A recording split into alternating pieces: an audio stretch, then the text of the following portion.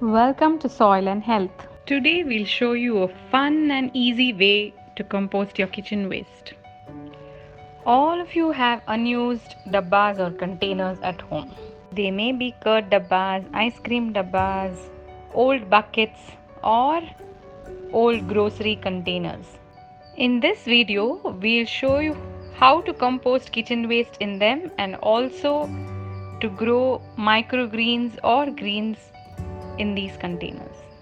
The intent is not to use single use disposables, it is to reuse the containers and dabbas we already have at home. The containers can be 1 liter up to 5 liter capacity. You can call this Dabba composting and growing, or makeshift composting or growing, or even Jugaad composting and growing.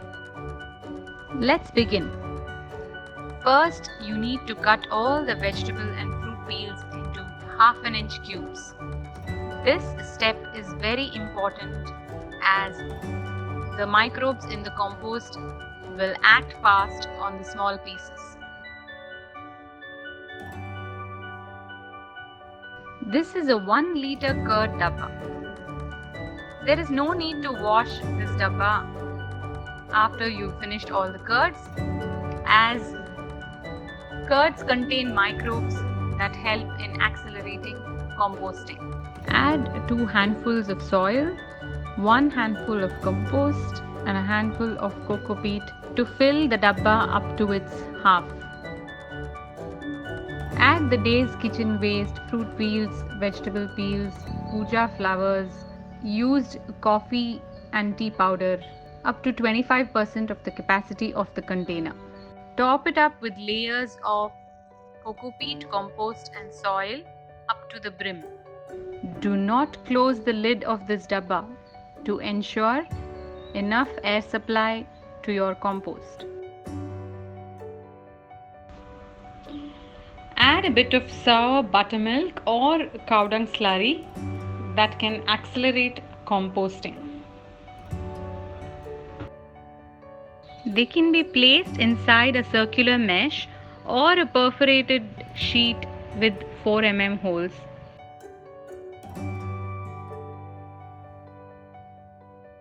You can place them on top of a platform or a ledge or on top of a drum to keep them safe from rain and rodents.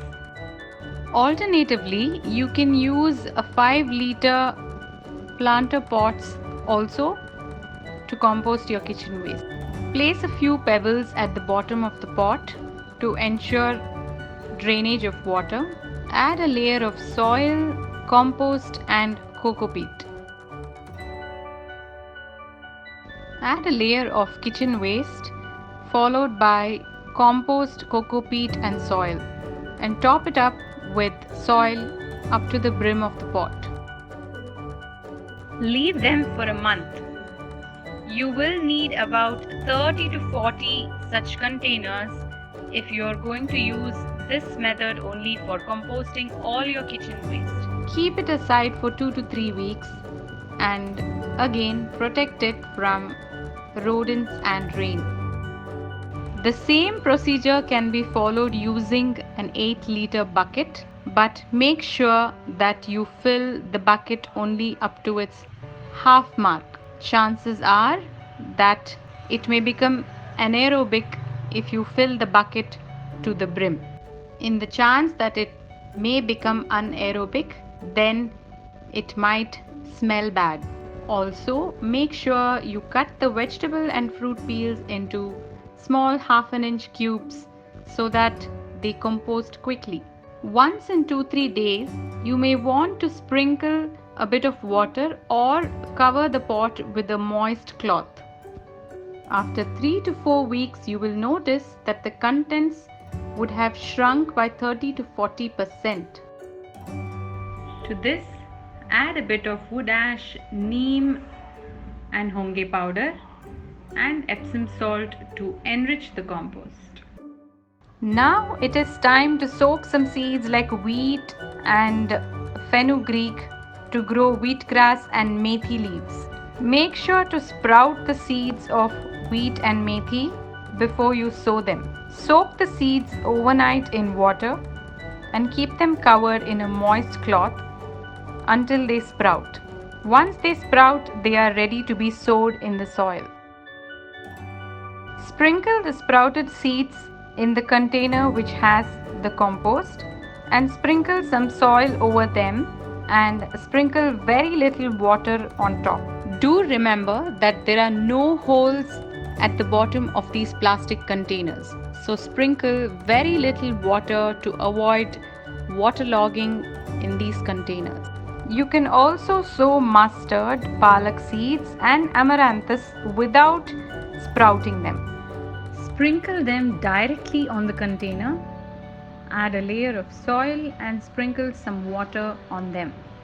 Again, make sure that these containers are kept safe from rain and rodents. You can harvest microgreens within just 7 days of sowing the seeds, or you can wait for 2 to 3 weeks to harvest regular greens, and voila, as easy as that, you have composted your kitchen waste and grown greens and microgreens so easily. The thrill of using freshly plucked coriander leaves and freshly plucked methi leaves, wheatgrass, amaranthus, and palak grown in your own kitchen waste is something to be experienced. It is as simple as this to grow all these greens from your own kitchen waste. Happy composting and happy growing. Thank you for watching this video with us. Hope you have as much fun as growing your greens as much as we had making this video.